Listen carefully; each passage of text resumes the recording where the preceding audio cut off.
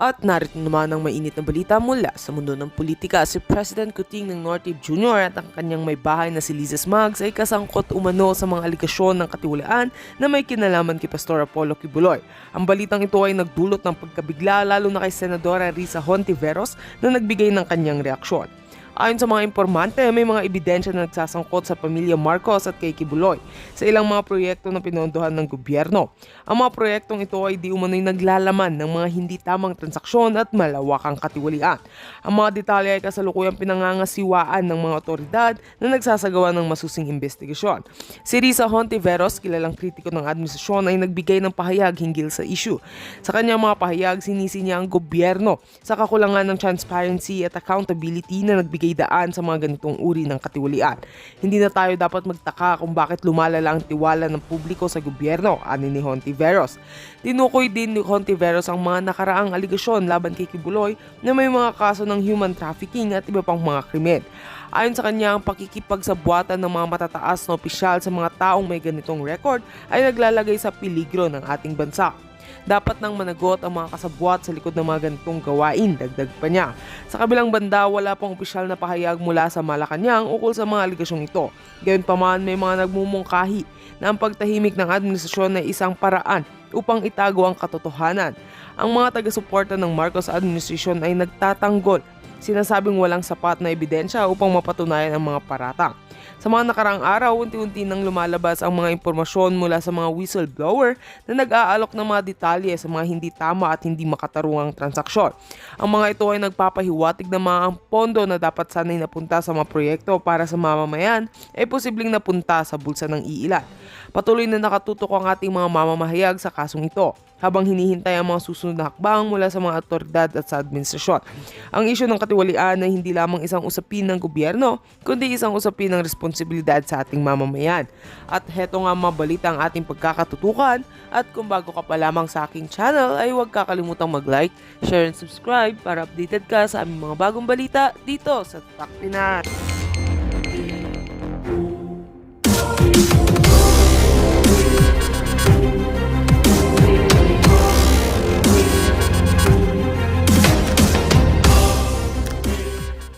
Hindi siya lilitaw kung hindi siya hinamon ng husto. Napilitan siyang lumabas kasi malapit na ang pulis sa kanya. So what are your thoughts on this, po? Ang tingin ko dito, no, ano kaya ang mga information na binigay sa kanya ng kanyang mga underlings, no?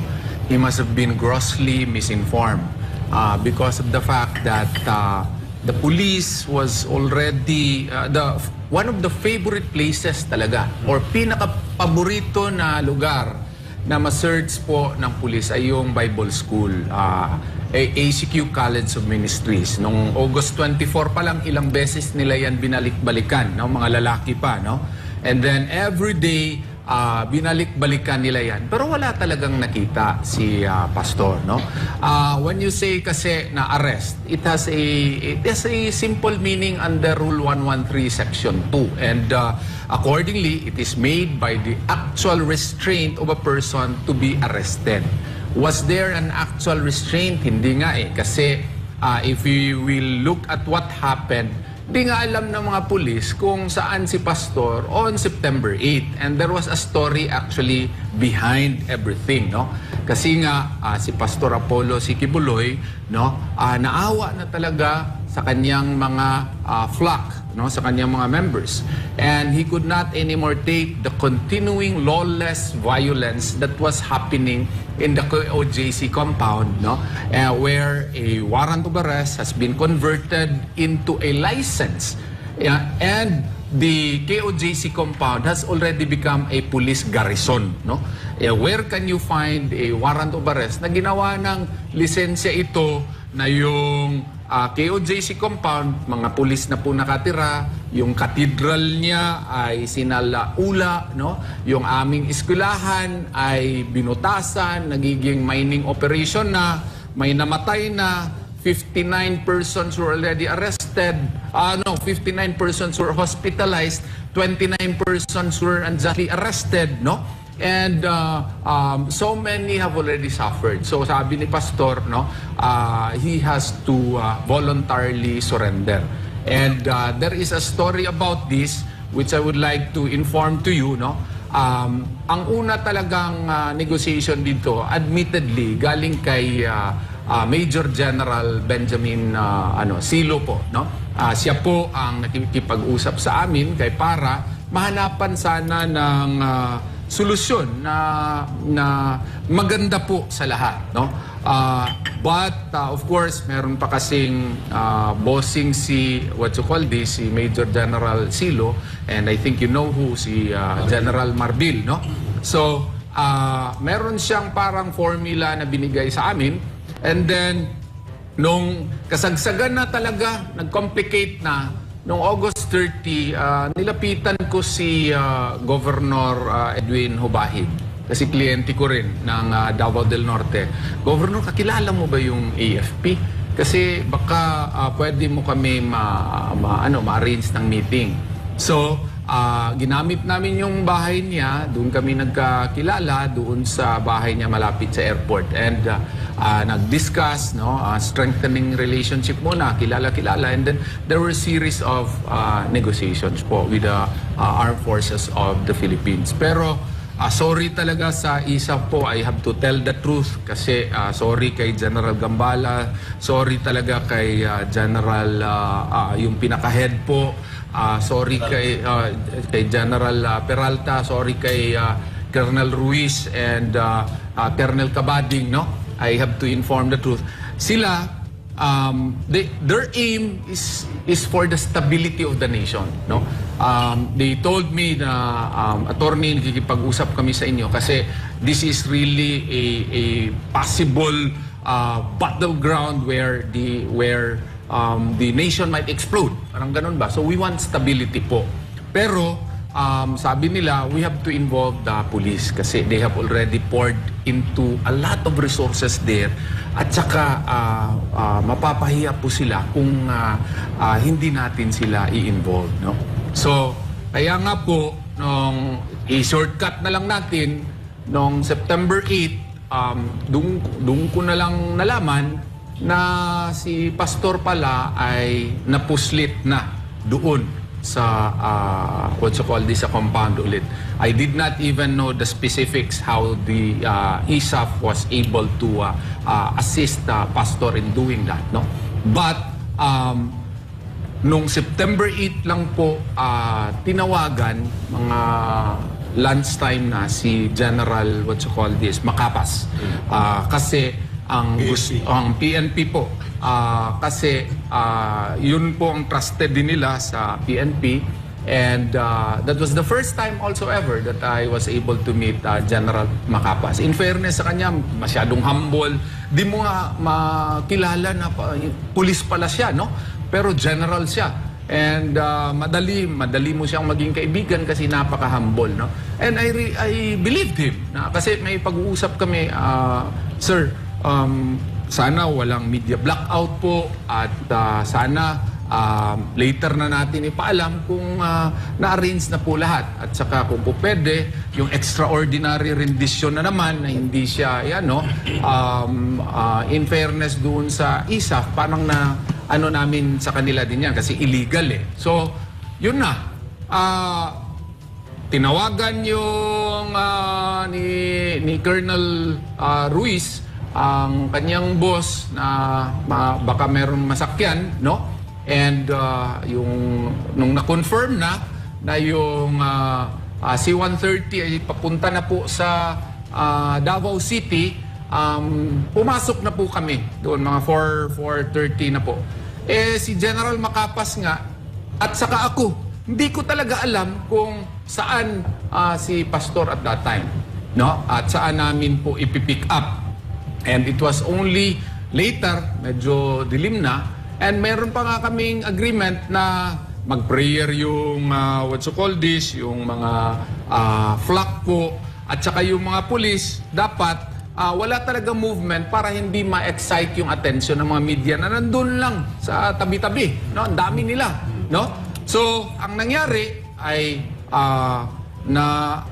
there was a little discussion kay Pastor, at doon po sa likod, no? Doon ko lang nakita pala, madali lang pala ito sa likod. Pwede palang ma-exitan doon. no? At papunta na po kami sa Tug. And then, so sa Tug po, sa airport, tapos Old Airport, and then sumakay kami, tapos si General Macapa sabi sa amin, sir, si General Marbil kasi kailangan maski isa lang talagang picture, proof of life, no? No, so sir, sana wala talaga media ha. No, sir, hindi ito lalabas, sabi ni General Macapa. So nagpicture, medyo yung mukha ko doon parang antok na antok ba, no? O pagod na pagod, no? So yun, lumarga yung plane. Pagdating sa Manila, nagpusot-pusot yung mga text messages kasi si Secretary Abalos na pala, nag-post na pala. I was shocked. Bakit ito, General? Sabi niyo, di ko talaga alam yan. Sorry talaga. Kasi pinadala ko lang yung kay General Marbil.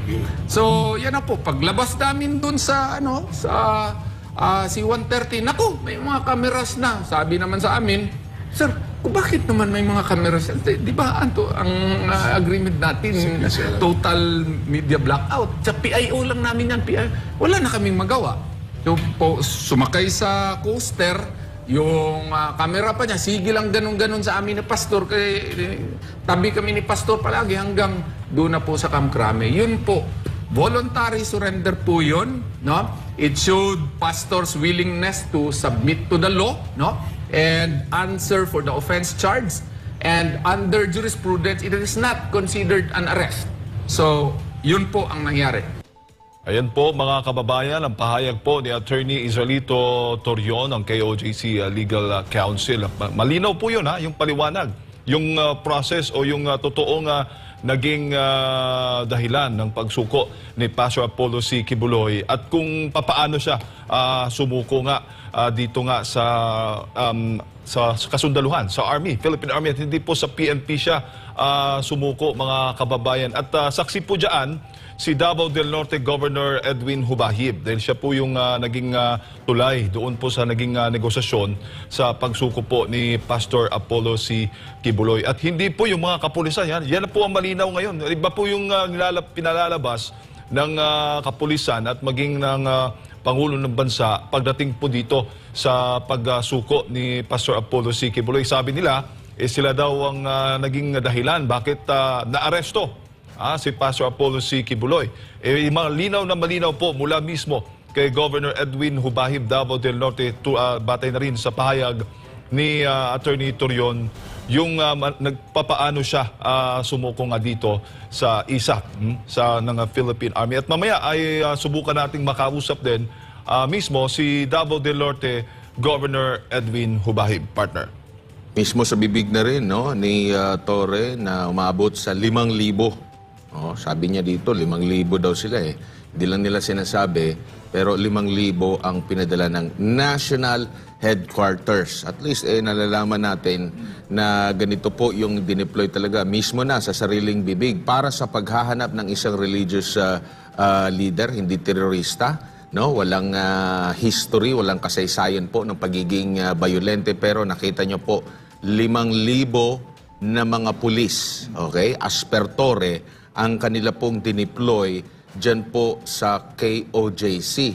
5,000 sa loob po ng mahigit 2 linggo nila na pag-hostage dyan po sa KOJC at patuloy na panghaharas, paglabag sa karapatang pantao. Hindi po ba isang malaking kabastusan yan sa hanay po ng PNP para po doon sa paghanap? Kasi ilang beses po nilang inikot yung JMC, ilang beses nilang inikot yung Bible School, ilang beses nilang inikot yung cathedral.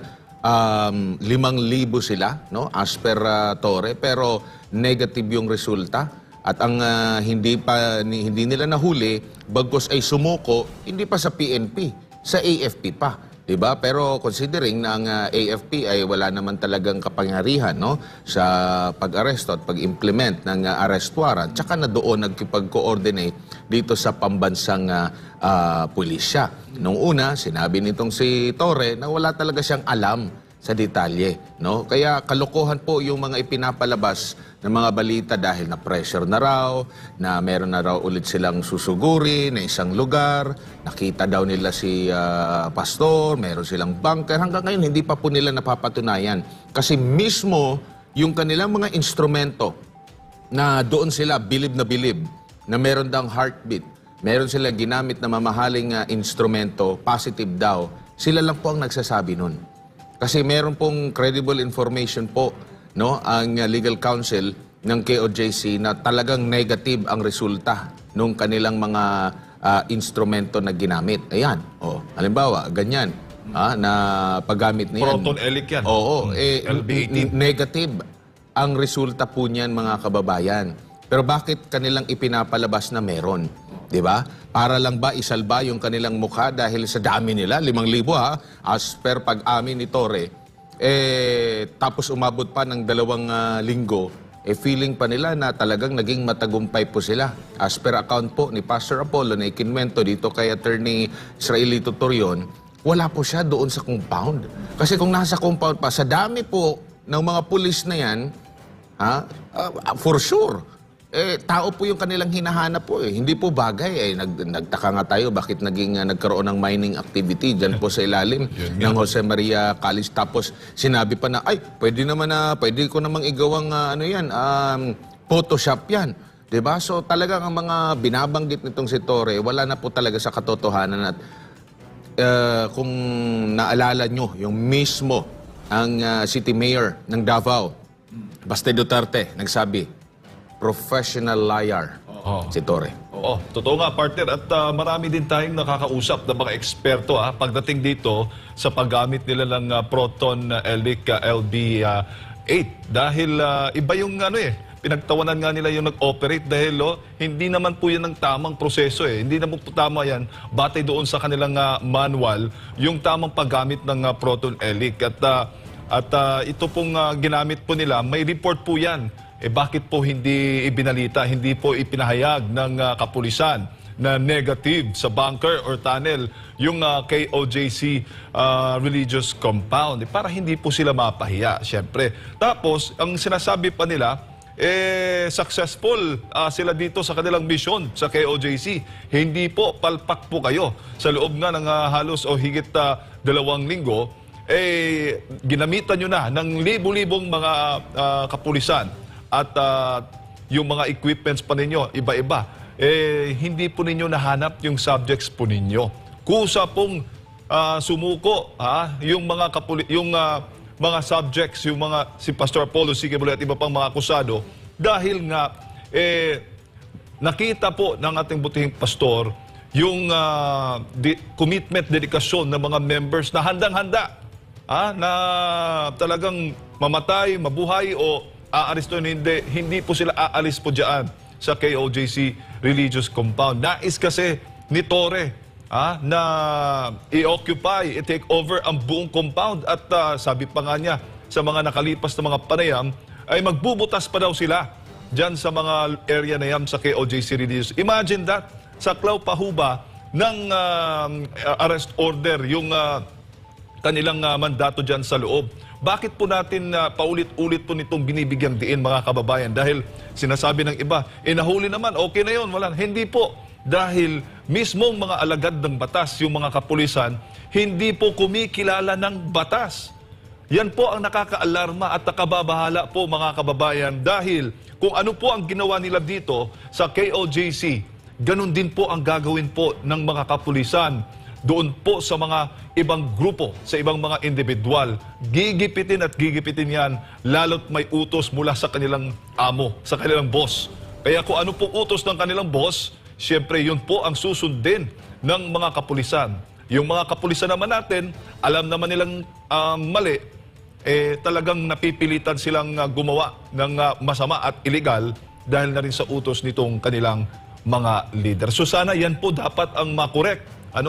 Lalo na't maraming mga legal issues na lumalabas dito po sa ginawa ng paglusob ng kapulisan dyan po sa KOJC religious compound. At napakahalaga po itong punto na ito dahil yan po ang ito po yung magiging precedent sa mga susunod na mga pagsisilbi nila ng arrest warrant sa kung sino man ng akusado, kung sino man ang kanilang hinahanap at sino man ang kanilang aarestuhin.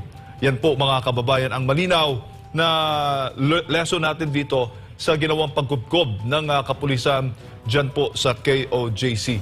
16 na araw silang nanatili dyan po sa loob ng compound bukod pa sa maraming mga pag-ataking ginawa nila sa KOJC mga kababayan. 4 na minuto makalipas po ang alas 8 ng umaga. Break lang muna tayo at magbabalik ang Pulso ng Bayan.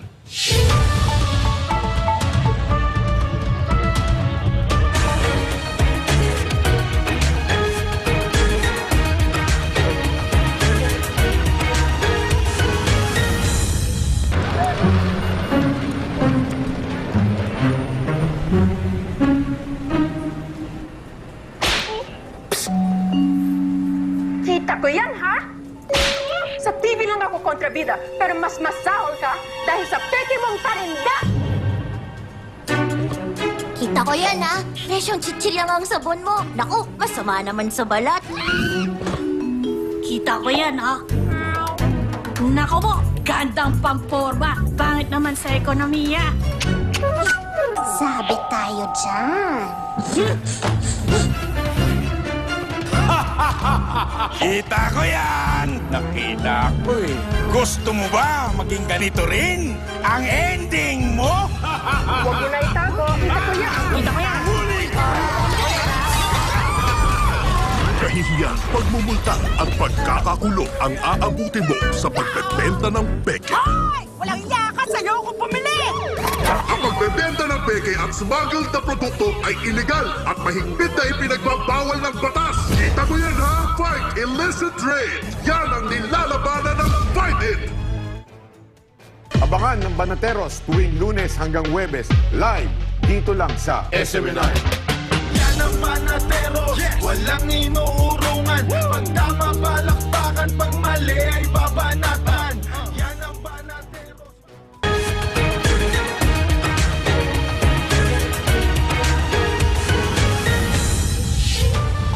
10 minuto makalipas po ang alas 8 ng umaga mga kapartners. Nagbabalik po ang Pulso ng Bayan. Paghuhukay ng Philippine National Police sa KOJC, patunay na hindi talaga nila alam kung nasaan si Pastor Apollo C. Quiboloy. Ayon pa rin kay Attorney Israelito Torion. Narito po, pakinggan natin at panoorin ang naging pahayag ng abogado. PNP really does not know where Pastor was because during that time, wala pa si Pastor dyan. Kung definite ka sa location na nandun sa, Bible School, bakit ka maghukay-hukay dyan? Bakit mo i-control lang? O, barikada ka agad. Pero nung sinabi niya parang day 13 ata yun, no? Pinasok ko na talaga kasama yung mga media. O kasi sabi niya, sigurado daw siya na wala talagang hukay. Bigla na lang, nung pumasok kami, kita niyo naman yun, they blocked us. Punta na naman ako sa kabilang, punta na naman ako sa ibang entrance. They blocked me, klaro. And what is the message there? No? That the PNP really does not know where Pastor was because during that time, wala pa si Pastor dyan. Kung definite ka sa location na nandun sa, Bible School, bakit ka maghukay-hukay dyan? Bakit mo i-control yung katedral at nag-hole ka pa dun? Meaning, ang ibig mo ba sabihin, sadya mong sinira yan? Oo. At you knew all along kung saan si Pastor, and then sisirain mo yung eskwelahan, no? So it shows really na hindi niya alam.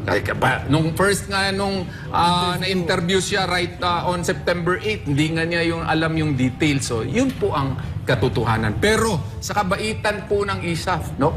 Kasi gusto nila yung stability talaga ng bansa, no? Binigay sa kanila ang credit, no?